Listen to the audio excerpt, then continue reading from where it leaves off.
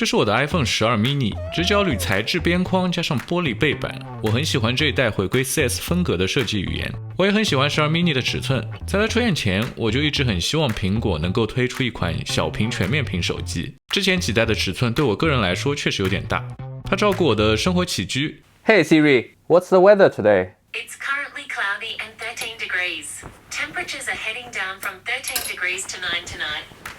提高我的工作效率，陪伴我的休闲娱乐。哦对，偶尔还接打电话。我的上一台手机是 iPhone 11，我的上台手机已经卖掉了，一代在网上，直到那一年。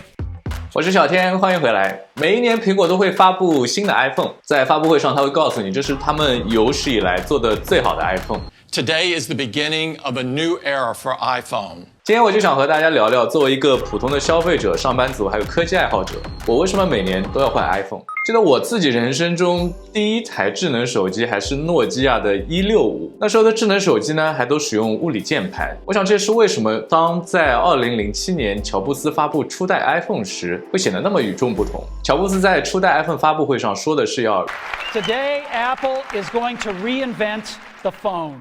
重塑手机，我想它也毫无疑问是做到了。拿和看是用户和手机交互的两大方式，那个年代 iPhone 在这两点上都给用户带来了全新的体验。抛弃物理键盘，屏幕几乎占满整个面板，第一次看到这个设计给人们带来的冲击，的确是难以用言语形容。我的第一台 iPhone 是 4S。我从别的手机换到 iPhone 的原因其实也很简单，因为 4S 实在是太流行了。毫不夸张地说 iPhone 4S 绝对是那一年最流行的一个词汇。我自己在虚荣心和好奇心的驱使下，加上对它外观的着迷，购买了我人生中第一台 iPhone， 从此便一发不可收拾。苹果的设计师仿佛把 iPhone 设计成了一个超出手机概念的物件，整个机身是由玻璃和铝合金制成。我相信这样的设计即使是放在10多年后的今天，依然足够引人注目。更不用说那个时候别的智能手机大多还在使用塑料外壳了。在那个年代，它给人们带来一种前所未有的视觉和手感体验，让它拥有了看上去很贵，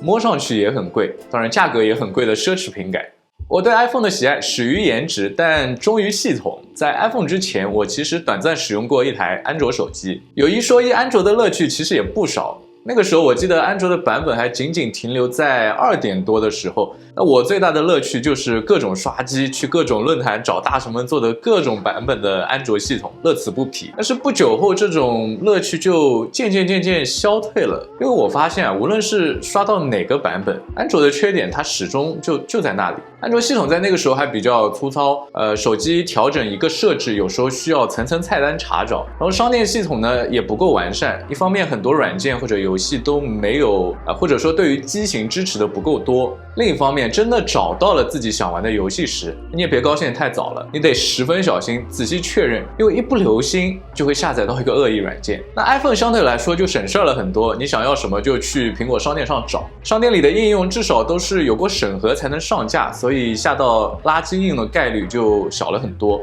更不用担心适配的问题。在系统上，苹果非常擅长设计系统，做任何事儿就是简单且直观。当然了 4S 时期的 iOS 还是挺不完善的，所以大家都流行要越狱，让手机更好用。但随着 iOS 每年定期版本的更新，我也不记得从哪一年开始，可能是 iOS 8或者9的时候，我已经不再越狱了。而且 iOS 各种小补丁更是全年不断，时刻都在提高系统的稳定性和安全性，让用户们感到安心。另一点，对我来说让苹果变得不可替代的就是苹果的生态。在我看来 iCloud 就像一张网，让苹果不同的设备都交织在了一起，配合得天衣无缝。而这一切的核心是 iPhone， 因为手机天然的随身属性， iPhone 协助着我生活的方方面面。我拿它设置提醒、查看时间、看地图、看信息、打电话、听音乐、看视频，无论是居家工作、外出旅游，我每天的生活几乎无法离开它。而其他苹果设备在我看来更像是 iPhone 某一功能的延展。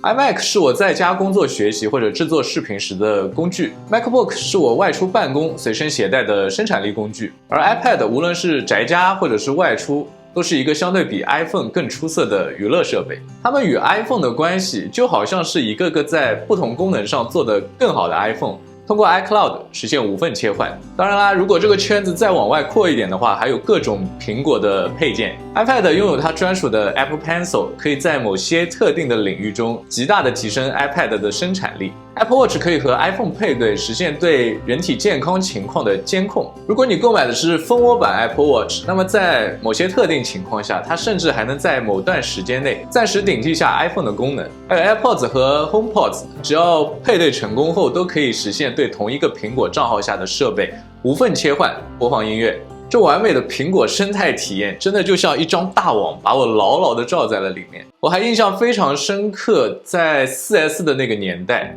一部 iPhone 接近5000元人民币，几乎是很多工薪家庭一个月的全部收入。不仅如此，刚上市的时候还因为货量有限，你往往还需要加价才买得到，所以才有了卖肾买 iPhone 的段子，或者这不是段子。所以为了相对划算的价格，大家都会去各种手机通讯市场去淘水货。我以前生活在上海，熟悉上海的朋友们应该知道，那个时候买水货手机大多去的都是上海火车站旁边的不夜城手机通信市场。在那里我购买了我人生第一台白色的 iPhone 4S， 至今我都记得光线照在它玻璃背板时带来的反射效果，在那个智能手机才刚刚开始进入大众视线的年代，给我带来的视觉还有心灵上的冲击，至今我都觉得很难有另外一款产品可以逾越。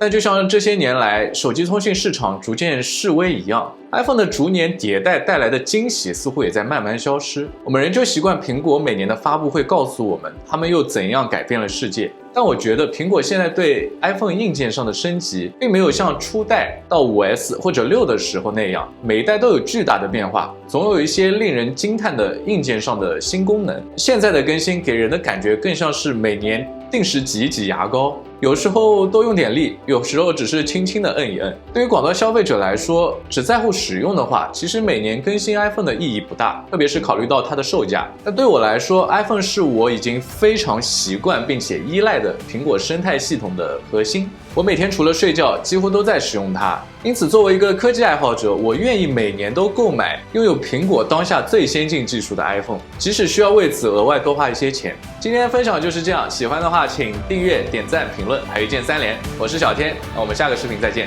拜拜。Today, Apple is going to reinvent the phone. And here it is.